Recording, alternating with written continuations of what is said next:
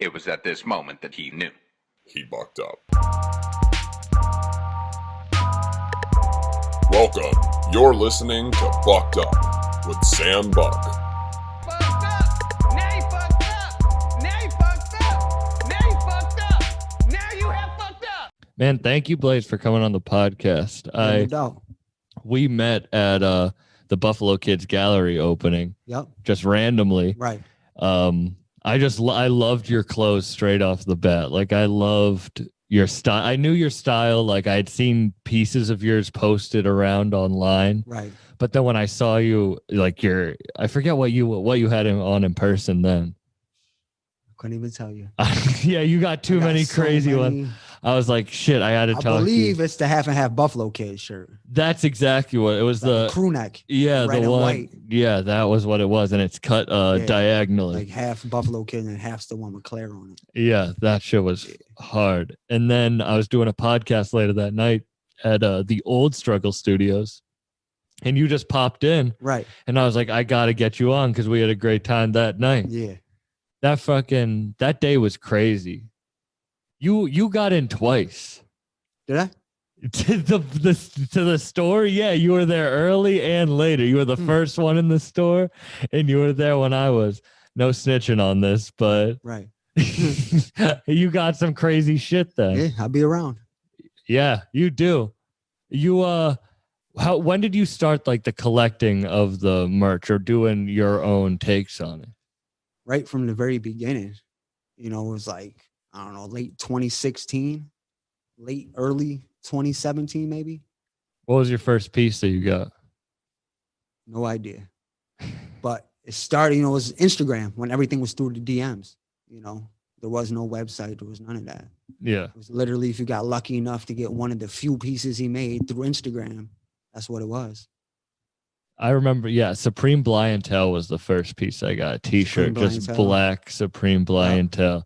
And I was like, damn, I love this merch. Like, now it's like bigger than. It's definitely way bigger now. It's like website. Yeah, exactly. It's like a real thing. Like the amount of people that were at that store that now day. The store, it was like everybody else mad because the stuff don't hit the website.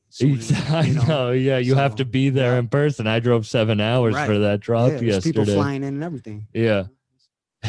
Did you start customizing it immediately? Yeah, pretty much. Were you customizing stuff before that? Yeah, I've been doing it early 2000s. I started customizing stuff, a little here, a little there, painted shoes for a little while. Just little things, make extra money. Yeah. Just creative. Always what you were doing, like the chopping up, sewing together different shit. Sewing stuff on shirts, cutting fabric, writing shit out. What was the first like piece that got you like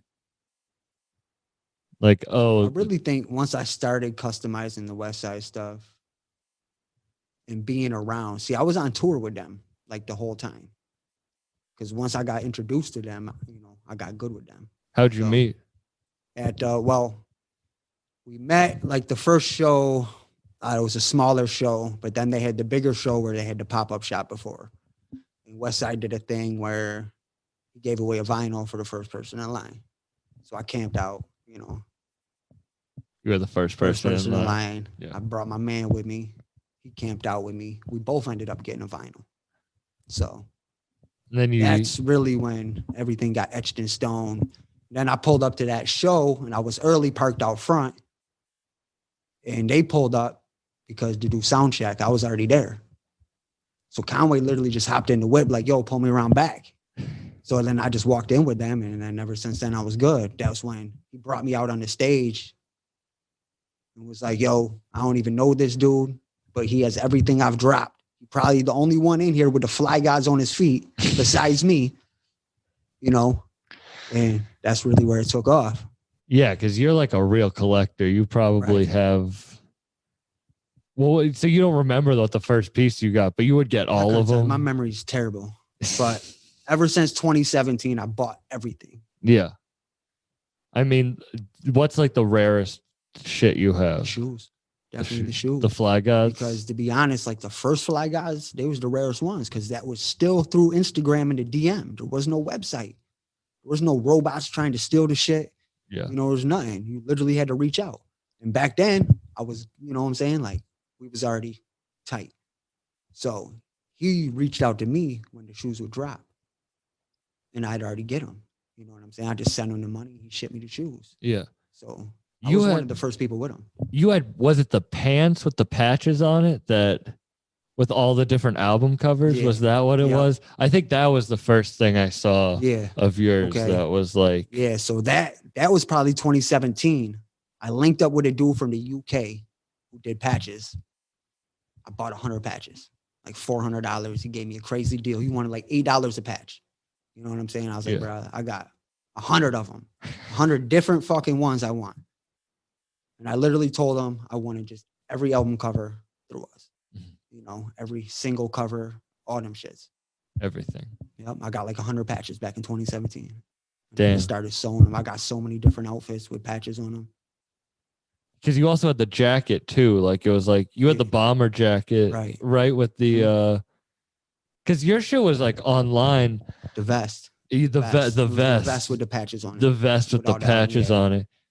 Did that guy know Griselda at all, or was he just a patch dude? I don't believe so. He was just a patch dude. Just a patch guy. I think I came across his patches on eBay. Yeah. Found him on Instagram. So I messaged him there like, yo, you know what I'm saying? Like, I got a crazy idea for a bunch of shit. What kind of deal can you give me? You know? What made you start the like customization of clothes? Was it just money or were you like? It's where the trend is going. You know? Like now is a time where everybody wants their shit cut up.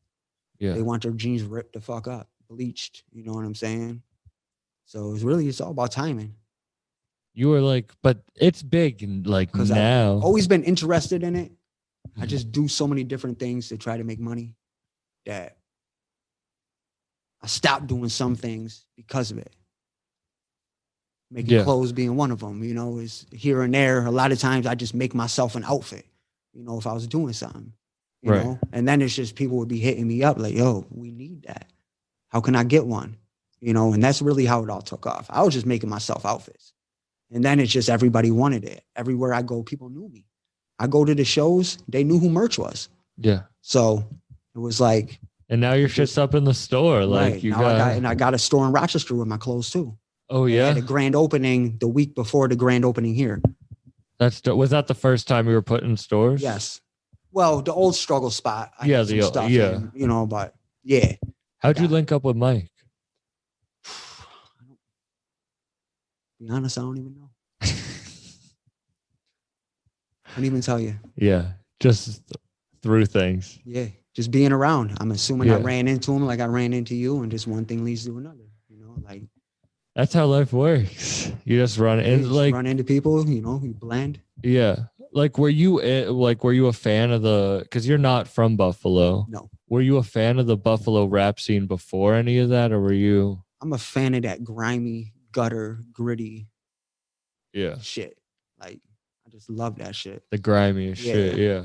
And pretty much I'm from Rochester, so I grew up listening to Spesh during the craziest times of my life. Mm-hmm. So I found out about Benny through Spesh because Benny was rapping with Spesh. Yeah. And that's how I found out about Griselda. Spesh was around in Rochester for a long time. For a long time. Same with Ito. You know, like I seen Ito perform probably in 2004. Wow. You know? Yeah.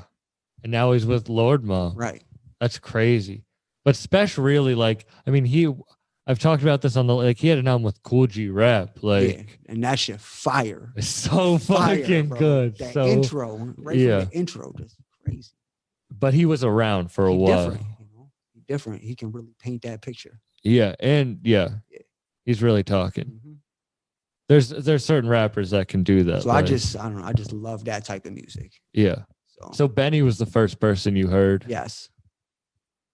That was me with Conway. I heard Reject 2 and it was so grimy. Right. Like I grew up listening to like Mobb Deep, you know, just the grimy shit. Like that's what I grew up on. And when I heard Wu-Tang, that Wu-Tang shit to listen to, you know. My first Parental Advisory album was Onyx Back the Fuck Up. You know, like from that era. And then it was something different when this. Mm-hmm. So 38 Special. When did he when did he get outside of Rochester? I mean, he kind of always been outside of Rochester. Yeah. Kind of just like Benny and them have too. It's just, you know, that hip hop scene is so tough. You really don't know about it. You don't see about it. You don't hear about it. You know, it's just, you might be out there trying. Nobody really knows about it yet. Yeah. You know, especially been all over the place. You know what I'm saying? Like, he's had features with legends back in the day, just like Benny. You know what I'm saying? Benny's had tracks with legends way back early 2000s. Yeah. There's always those if Currency signed to fucking Wayne in like the nine, you know what I mean? Was like the hot, and now the legend, like it takes a little bit. Were you making music at all during that time? No. When did you start making music? 2010, I think I built my first studio. See, that's like when I started making music, like I was just making music. I never had nobody who taught me nothing. I didn't learn nothing from nobody. I literally just built my own shit and just started recording myself with a couple buddies. You know, that's really what it was. Just threw some money into it, you know. 2010, time, you know? yeah, because that's later. Yeah. I had a little apartment with a fucking little studio, a little soundproof booth, you know, right in my fucking bedroom. Damn. With a computer fucking table with all this shit on it. That was 11 years ago. Right. So you were like, you just wanted to do it. You just built your studio. You were just like, I'm going to do this from the ground up. Yeah. And your shit, you have a new song coming out on the Struggle Mic. Yep. The Struggle Mic joint. You've been featured. Yep. That's how because I had heard your shit through listening to him, and I didn't like put two and two together, when I saw Blender track. Exactly. Yeah. That video is crazy. That video is crazy. Shout out past guest saying, dude. But yeah, that video is crazy. You were see, I don't know. I don't want to like make you talk about, but you got some of the guns you got in that video are insane. Right. You were talking about a collection that was insane. Right. You're a collector. Yeah, I like things. I like nice stuff. You like nice stuff. Yeah. Because at the end of the day, all that stuff's still worth money. You know? Invest. I might not have tons of money in the bank, but I got investments, you know? Yeah. So. Because you can get rid of that shit if you need. You can. Yep. Damn. So you started that stuff late, like, with the clothing and the music and. Yeah.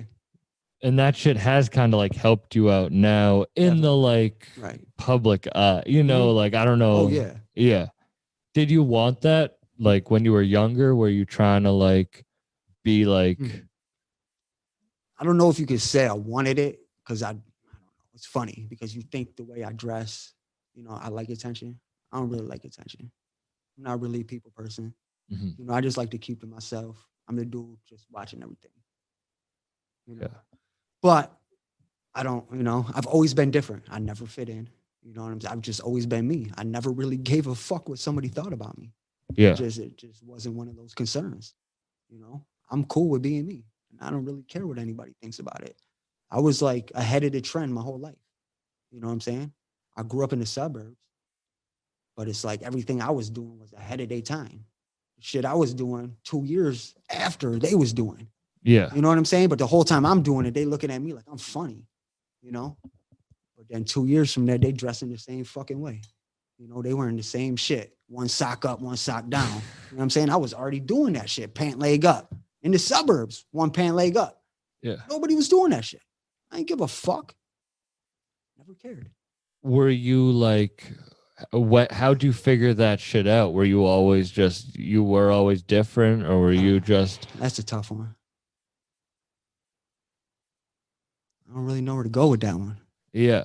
Like, what did you always know that you were just not like the people around?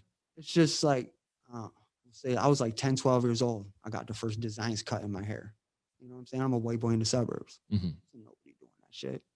You know what I'm saying? This is probably 91. You know what I'm saying? Yeah. 92. I'm walking around with lines cut in my head, lightning bolts. One time I had a fucking checkerboard. You know what I'm saying? Like the whole bottom half of my head was a checkerboard. Like I just didn't care, bro. That shit was crazy. I liked it.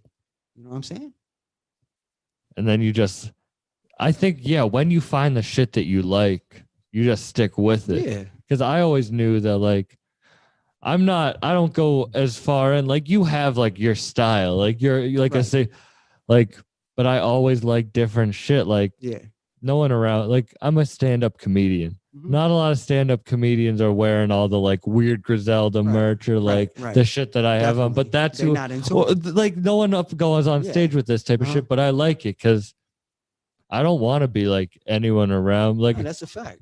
You know, I'm trying to be unique. Why would you want to be like anyone else? When you go out, you see, you know what I'm saying? You with 50 people, you know what I'm saying? And like 3 of those dudes got on the same outfit from the mall.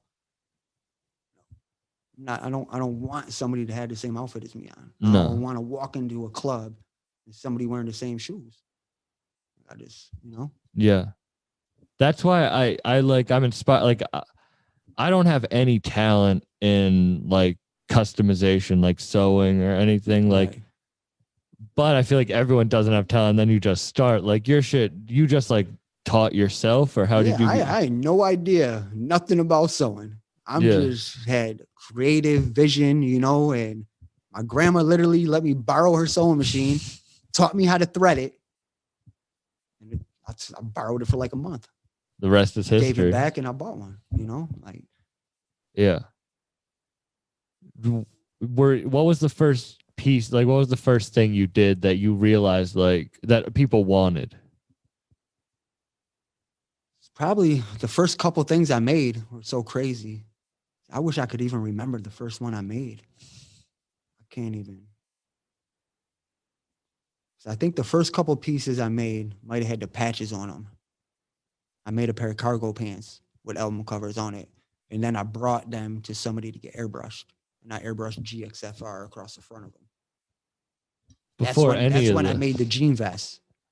Like I got a Benny jean vest with all his old album covers on it. And then I got a Conway jean vest.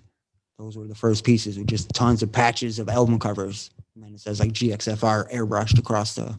Were you like one of the first doing like Griselda customization shit? Besides Yagi. Yeah. You know, Yagi was doing it. Yeah. You ever meet Yagi or work with him? Definitely met Yagi a few times. Yeah. I love that Rebirth shit, and I love your shit. And it's cool because you guys have, it comes from a similar place, but like I can tell when it's your piece versus when it's his piece. It is different. Yeah.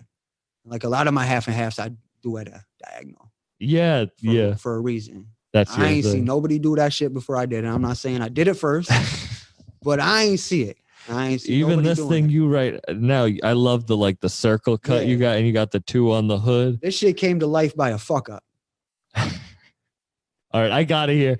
Can you turn to the camera to show this piece? I mean, people will be able to see, but this is a crazy fit that you got on right now. That's so fucking hard. That's honestly.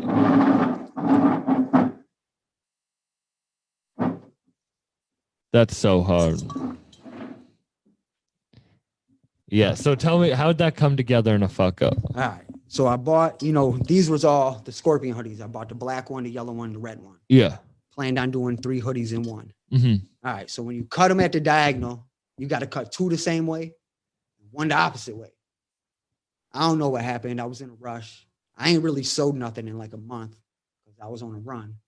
And I cut them all the same way. Like you were actually on the run, or you were just busy? I was about to you shouldn't be sewing when you're on the run. So, there's other shit to focus on in your life. But yeah, so I cut them all the same way. I had a dude that already wanted the hoodies. Mm-hmm. Shit was already pre-ordered. So I'm like, damn, what do I do now? Like the hoodie's backwards. So this is really backwards. Like I had to put it on backwards. Oh yeah. So does it have 2? It has the 2 champion sleeves. It has the champion on both sleeves. Because the yellow hoodie's backwards. That's pretty fire though. I have the purple one. There's a GXFR back here, if I'm not mistaken. Oh, so it has it on both sides. Because the one hoodie's backwards. So I got, the front of the 2 hoodies. So then what I did is I cut the pocket off and then sewed it on. I turned I sewed one on and then I had the other half. So I took that half and I cut the scorpions off. I cut the sleeve off and I cut the pocket off. Yeah. I sewed the pocket on here. The other hoodie that I sewed the yellow sleeve on that one and put yellow scorpions all over it. And then I kept some scorpion. I put black scorpions on this one. That's so, because you want something that no one else and then has. I put the patch on the back to cover up the holes from the fucking pocket. Oh, I had to cut the pocket off. The patch is so, it's like it's a big That's why patch. it's so low, because I had to cover up the holes from the fucking hoodie pocket that was on. This is really the front of the hoodie. No, it makes sense, but that is like, no one's going to have that. When you're talking about, you don't want anyone, you don't want things that no one else is going to wear. So yeah, I had to sleep on it. Like I was.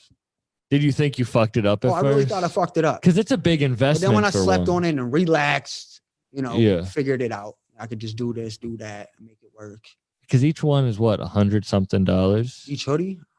These ones were more expensive, I feel like. Maybe they were 75. The hoodies are usually 60. No, those are 100, I think. These ones are 100? I'm pretty sure these those ones are were more 100. expensive. Yeah. The hoodies are normally 60. Yeah. But those ones these were ones were 100 more because they have the expensive. embroidery Okay, and shit. So that is a $300 Right. mistake, which you don't want to eat. You know what I mean? I already had somebody waiting on it.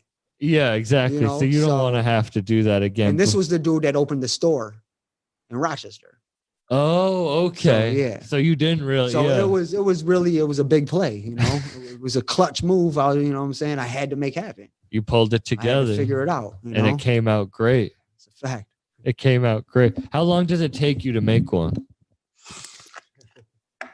Take a sip of your water.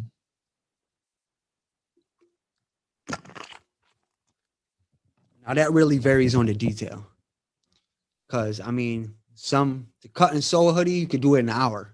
But when you start adding detail and bleach or like doing something like this, like you could take a whole day making a fucking hoodie. Yeah. A lot of it is the prep, like cutting the hoodies, pinning them together. Making sure the lines are right. And shit. Yeah. Like a lot of that prep time, and then throwing in sewing machines not that long. And you ever fuck one up? Not really fuck up, but like the sewing machine would fuck up. So it fucks everything up. Yeah. When you're sewing something for somebody, you don't got time for that shit.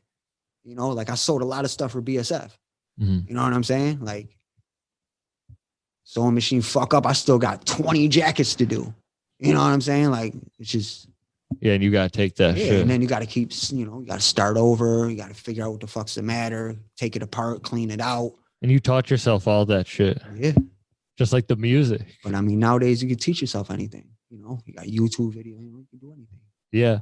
Well, we're talking about you were drinking, take a sip of your water. I was talking about how I don't hydrate well. Like you were talking about like taking care of yourself and how like the mainstream like narrative of taking care of yourself is not going to keep you healthy. That's a fact. It's going to make you sick. They want you to be sick so they can make more money off. It's a money-making business. It's like a Netflix subscription. If they can get you to pay a certain amount of money every month. It goes hand in hand. It's just like the police is the biggest gang. You know what I'm saying? Pharmaceutical companies the biggest drug dealer. It's all hand in hand. It's the way the system's set up. Yeah, they just that's life. Made it so it's a monopoly. It's got to maneuver through it. Yeah. It's all bullshit. Well, you were saying earlier on in your life you weren't as healthy. Right. You were doing a lot of shit. Yeah, young and out of control. Yeah. When did you how did you find like health? How did I find health? I guess when I started realizing the way shit was really going on in the world. Like there's a lot of stuff that's, they present to be real that's not. So it's like you got to be careful. Like the FDA ain't really doing what they're supposed to be doing, to say it lightly. Yeah. So you got to really be careful what you put in your body. A lot of these diseases and sicknesses, they come from shit you're putting in your body. Like you're doing it to yourself. Yeah. They gassing you up thinking you're doing the right thing. And really, you're just making yourself sick. Well, you were saying that like you got fucked up the other day and, in an injury. Right. And that you don't want to take like pills. Right. To fuck. But like earlier, like you were taking, you said you were taking drugs at an early age. Right. Like what made, like, when did that change happen? When did that change happen? Man, it took a while. Like I calmed down a little bit How old? But I still party a little bit here and there. Yeah. I was probably in my 30s, late 20s when I started chilling out, early 30s when I really started figuring out, you know. Mm-hmm. And that's when you were like started getting healthy and like learning about that shit. Yep. You know. Were you like reading? Were you? I try to read a little bit, but I don't really got time. Yeah. Reading is time consuming. It's yeah. tough, you know. You get to just sit down and do that. Try to put my time into making money. You know, if I got spare time, I'm trying to sew something. I try not to sit around and not do nothing. Yeah. You know, and when you have a house, you know, a lot comes with that. A lot of expenses. Right. Yeah. You know, so. Do you like the like, not the simple life, but like you said, you're in the woods, you can do what you want. Like it's very different than probably very different a long period of your life. Yes. Yeah. It's amazing. You know, like it's a great feeling. Yeah. To have peacefulness, you know, like what's better than peacefulness? To be honest, you know. Well, you said you grew up in the suburbs. Yes. What was there like peacefulness up until a point, or were you like, because like I grew up in an area where not a lot of shit was going down, but like in my house a lot of shit was going down. That's a fact. So it was like no one around me would relate to the shit that I was going through, but I was going through it. You know what I mean? Yeah. So I like, is that how it was for you, or did you get into it later in life? No, it was definitely like that. And I mean, grew up in a housing tract. You know what I'm saying? So there's no peacefulness there. Everybody fucking knows everything. Everybody knows everybody. Yeah. You know, so there ain't getting away with nothing around. You know what I'm saying? Like everybody talks. Everybody knows everything about everybody, you know? Yeah. So, yeah. Is that why you didn't want like the spotlight? Like you said you were like, you're not like, you don't want people knowing your shit. Right. You know, you but like, see, I'm so like, I stand out everywhere I go. Yeah. You know, but you are very noticeable. But I keep to myself. You know what I'm saying? So I don't know. That's why it's tough. It's not that I like the attention. This is who I am. Is that why I don't really know how to change it? Because I'm gonna be 40 this year and I still ain't changed it. Yeah. You know, I got people I grew up with that seem like you really is the same person. Yeah. You know, because a lot of people I grew up, everybody thought I was, this, that. I just wanted to be somebody else. You know what I'm saying? I wasn't trying to be me. Because I was different. You know, but then you see those same people 20 years, 30 years later, and you're like, you're still the same motherfucker. Yeah. You know? And they're not worried, like you're happy you're not that, you know, like it's like I don't want to. Exactly. You know what I'm saying? Like, well, is that tough, like like making music later in your life, like putting yourself out there like that? Because like there is a lot in your music, you know, like the videos. The music thing really comes, the music came about. It's a good way to vent. You know, it's a good way to get shit off your chest. But you don't hold back in your music. I don't hold back. You don't hold back anything. And I don't know. It's definitely risky business, you know. It's risky business. The music thing? Yeah.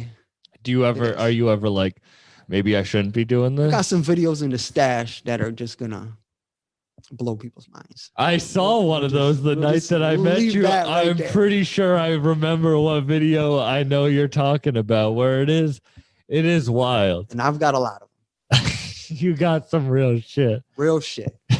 Are like, do you want to make your own project? Like, do you like, are you gonna put like a full project? I am working on an album, dropping under Struggle Cartel. Oh, dope. When's that coming out? Maybe a couple months. No real date, you know, like it's almost done. I got almost all the tracks done. I think I got 2 more tracks left to finish. And I just got to get it mastered. That's dope. Got to do a photo shoot for my album cover. Is that your first project? My first project. I've never even dropped music. Like I've recorded some music. I've never dropped nothing really. Yeah. Until I met Mike. When I met Struggle Mike, you know, we dropped that song, Blenders. You know what I'm saying? And that was really like the first piece I ever dropped. How long were you rapping before you dropped that? Consistently? All right, so not long. A year or 2. Okay. Because like, you know, all the homemade shit, you know, I did it, stopped doing it, do it, stop doing it. You know what I'm saying? I just lose interest in it. Like I said, it was really just a way to vent, get shit off my chest, you know. So when I met Westside and Benny and all them, I got, you know, in tight with Benny, going to a lot of his shows, you know what I'm saying? We chopped it up, you know, one night, and, you know, he said, pull up to the studio. So I pulled up to the studio, you know, like the next day. And I was probably there half the week, every week, you know, until the studio wasn't there no more.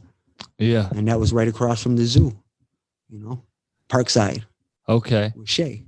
Oh, that was Shay's when I first really started recording, it was with Shay. Oh, wow. Yeah. Because he was such like he's like such a staple in the city, like to have him help you like do that in the beginning. Was that nerve-wracking, like rapping in that studio and you hadn't done it with like that's a fact. Fucking legend? That's a fact, because they all in the studio. Yeah, that's what I mean. Because I'm there late night. You know, I wasn't in there during the day. I had shit going on during the day. Yeah. You know, I was roofing at the time. Construction, building houses, shit like that. So I would be there late night. And they'd all be in there. What was the first time like rapping in front of them? I mean, my shit authentic. So I'm never really worried about it. You know, it was just getting my shit up to point, you know, up to par. You know, because like I said, bro, I had nobody teach me nothing. I didn't really know nothing about rapping. Yeah. You know, just put on a beat and write to it. Yeah, nobody taught me no real way to rap. My shit kind of unorthodox, all over the place. You're who I am, bro. You're authentically you. Unorthodox. Yeah, my shit is authentic. It is. Everything that you do, like, it seems like you don't give a fuck, like what people think. Were you like, were you always that? Like, were you like, I don't know, because growing up with pretty much, because all right, so grew up in the suburbs. Yeah. So when you grew up in the suburbs, the key to the suburbs is fitting in. Right? Yeah. All right. So when you don't fit in, life can be difficult. So you tend to not give a fuck. You know what I'm saying? So it all kind of, you know, it all goes hand in hand. Well, if I'm being one thing leads to another. Yeah. You know what I'm saying? This is who I am. If you can't fucking rock with it, then I guess it's what the fuck ever. Like, I don't give a fuck. Yeah. I was like an anxious. We either cool or we not cool. Yeah. You know what I'm saying? Like, I'm not about to change who I am because you don't like it or because your whole group of fucking friends don't like it, bro. I'm good. I used to do that. Like, I used to, like, honestly, not for nothing, but like smoking. Like, when I started smoking, I was like, I don't give a fuck what other people are like thinking. I'm just trying to be me. Because then you see other people just trying to put on this like not authentic character. And then they're not following their shit. Like you're following. You were talking about how happy you are out in the woods, being able to like shoot your guns, just do what you need to do. Like, you're being. Then you see people like sitting in an office, unhappy, probably with around the like. They're not being. They just wanted to play into this game. Yeah, it's all the like the system. You know, it's so fucked, but it's like another one of those systems that gets them locked up in, whether it be health or like police. You grew up a certain way, you know, and those are your beliefs. It's hard. It's hard to get yourself away from the beliefs you're raised with. Yeah. You know, because they're so strong. Everybody's really, when you're a kid, you think everybody's thinking the same way, kind of. You know what I'm saying? It's really not that way at all. When you really think about it, you know, it's like everybody's doing different shit everywhere. Were you different than like your family too? I am the black sheep. There ain't nobody like me in my family. Are they like accepting of you? Some of them. Yeah. That's tough. It's tough because I come from a good family that was well known in the town I grew up in. I chose a different path and kind of made a bad name for my last name. You know, people in my family weren't happy about that because they moved a certain way and they had businesses and they were known, you know, and now I'm known for different reasons. So, you know, it was a problem in the family. Definitely a problem in the family. I have family I don't talk to. Probably been close to 15 years I haven't smoked a cigarette. But I smoke so many fucking Dutches, it's retarded. It don't even make sense. All right, we're recording again. All right. We had technical difficulties, but we're back. We're talking about family not fucking with you. I'm worried. I hope, like, I don't know if family's seen this podcast. I don't think they're going to know. I don't think they're going to be happy with what it is if they do. Okay. You know, like, because I'm very open about my shit. Like, we were talking earlier about, like, when you don't fit in with the people around you. I closed off for a long time. So I was like, I'm not telling anyone who I actually am. Like, I'm keeping that to myself. But then I was like, nah, I have to be like open about it. And that's when I was like, I'm gonna be completely open about it. I'm gonna like talk about it. I'm gonna fucking talk about it on stage. I'm gonna fucking wear what I want. I'm gonna do what I want. I'll be open about like fucking weed, like petty shit. Like, well, the first time I saw weed was my mom was being petty and got my dad arrested for weed just because she wanted him out of the house. What the fuck? Yeah, dude. She just wanted him out of the house, so she called the cops and got him arrested for his weed. I mean, weed was looked at kind of crazy back in the day a little bit, but yeah, it's definitely different now. Was your family was like straight edge? Yeah, everything's in. When'd you smoke for the first time? It's like 15. Oh, so that okay, 15. I mean, that's young, but it's not like. I think I started smoking cigarettes and weed around the same time. Drinking too? I've really been a big fan of drinking, but I did have, around the same age, maybe 16, 15. Had friends over, parents would leave, hit the liquor cabinet, shit like that. Were you like right off the bat you started smoking? Yeah, right around 15. Yeah, because Do you want to come introduce yourself? You can be the blunt passer. We got a guest. It's your boy JJ. Oh, talking to the microphone. It's your boy JJ Lewis, another Straw Cartel artist. We with your boy Blaze Merch in an interview with Bucks. Man, you already know what's up. Be passing the blunt. We got the blunt passer. Yeah, so you were smoking 15. I didn't smoke until I was like 18, I think. And see, when I started smoking, I'd already got a job working a little pizza place, you know what I mean, after school. So I was getting paychecks. Yeah. So were you always a hustler with work? Yeah.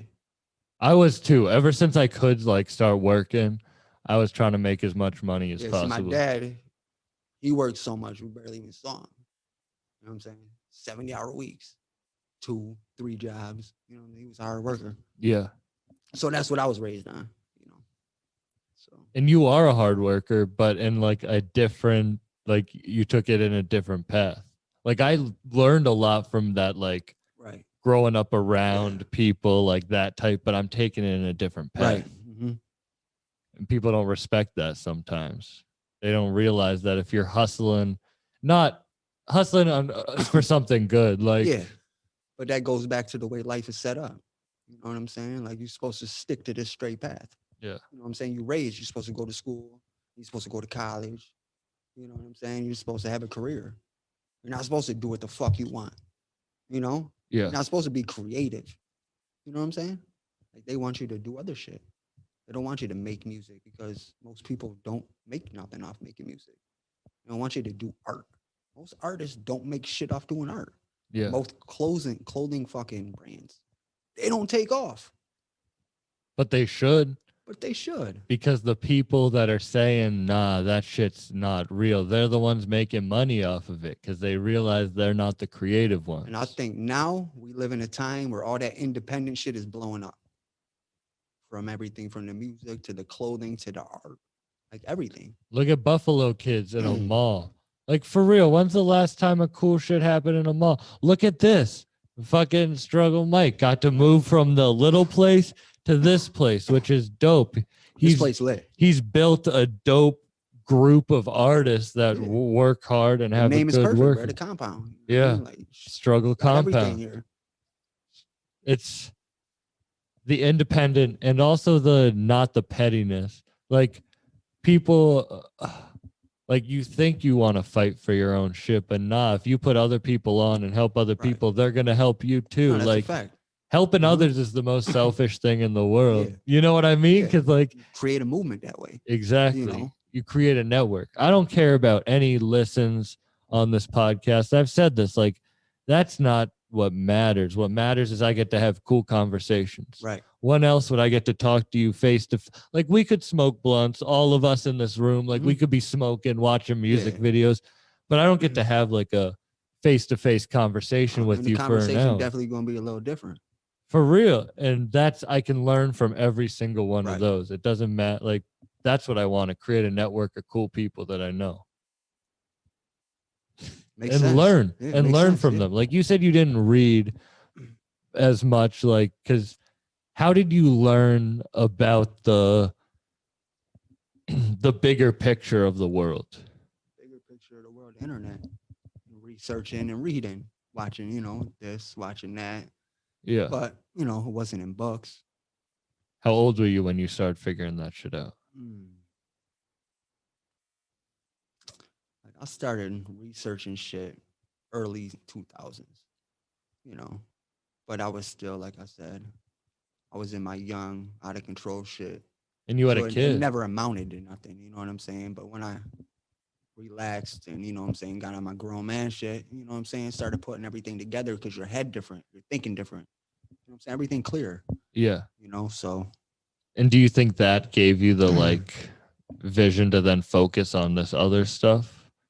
Like the settling down and being able to like, all right, I can really put my time into whether it be like clothing or, you know, your kid, like you were just talking about celebrating your daughter's birthday. Yep. You know, like being able to like have family time or give family time. Because you said you had a kid young. Young, real young, teenager. While you were still wilding? Yeah. Oh, yeah. That was at the heart of it, the beginning of it. I had a kid, I think I was 18 years old, you know? Yeah. Was that like, I mean, that's a life change, like changing experience. I mean, of course, but definitely. You have got to something like, to take care of. Yeah. You know? Like, ain't no failing now. Was it giving you like drive or was it like scary? Definitely drive, you know, like. Yeah. There ain't nothing really be scared of. Do you feel good? I've been working, getting money since 15, you know, so it's really nothing different. Yeah. It's just, you know, worrying about somebody else besides yourself. But you're not like not being scared, like you believe like the world got you or you got you. Oh, I got me. You got you. Yeah. Do you believe in anything more? Anything more? I mean, like coincidences and weird shit like that. Yeah. Like we were talking about, God damn it, I'm doing it. I'm talking about DMT on another podcast. God damn it. I said I wasn't going to do it. But like when I did that shit, I realized that there was more. Like I learned a little bit more. That's what they say. And it helped me start this podcast. It helped me realize that maybe there is someone guiding me.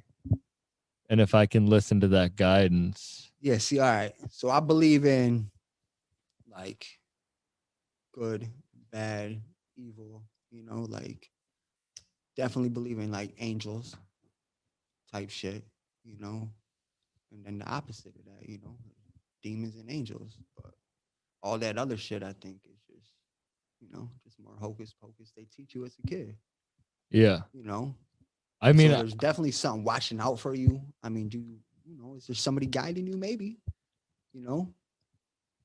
But I don't believe in the organized shit. Like I do think like it's a money-making scheme to control people, but there has to, I don't know. There's too many weird coincidences that like, there's too many like things that point you on the path towards what you're supposed to do. Maybe. You don't think so? Because at the end of the day, is it really what you're supposed to do? You know what I'm saying? Like when you want a path to nowhere, but you surviving and everything good, is that really the path you're supposed to be on? You done made a lot of sacrifices on this path. You know? Like, yeah. So it's tough because there could have been a different path that could have been easier. So why didn't you take that path? Would that have not been you? Like authentic. Like that's we're talking about authenticity. Sometimes you gotta be you. No, even if that decision isn't That's a fact. The energy or the people around you are telling you. And I think a lot of it, I know what I'm saying sounds like weird, and I don't think I can describe the words, but I feel like we're coming from the same place on this, where if you just focus on yourself and you know that you got you, if you have like best intentions for yourself, then that's what's going to be most important. It's definitely what's most important. When did you settle down? Settled down since a teenager because I had a kid. In a sense, you know. But like I said, actually settling down to where I had my shit together, 30 years old. Took me a long motherfucking time because I was on the wrong path. What made you make the switch? Not doing drugs. What made you Keeping stop? it 100, you know? Yeah. I don't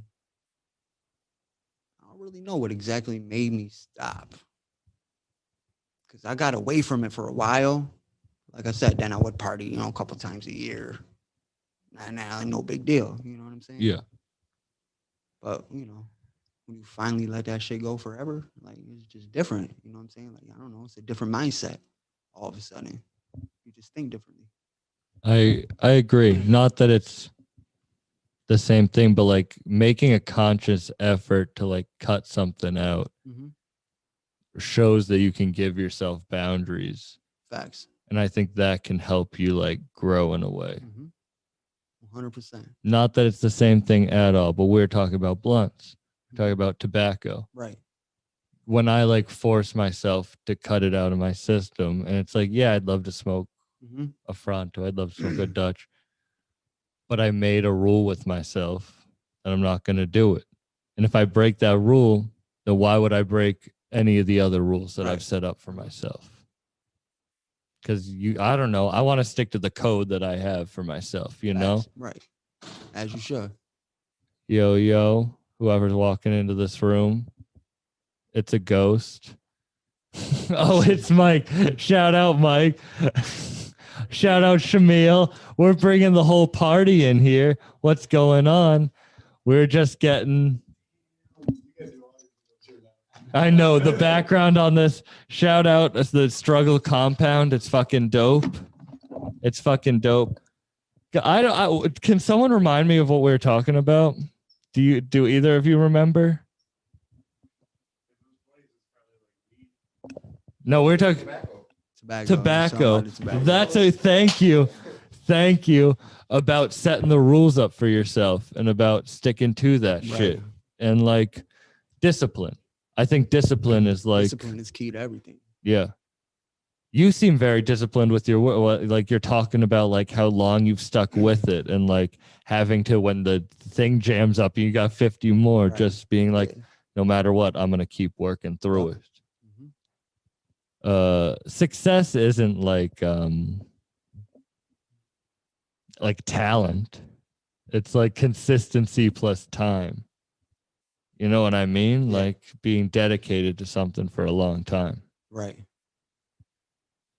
Do you ever, I guess this is a change it, but like, do you ever want to do something like, do you want to create your own brand? Like that's kind of where I'm at right now, you know, creating this custom clothing brand.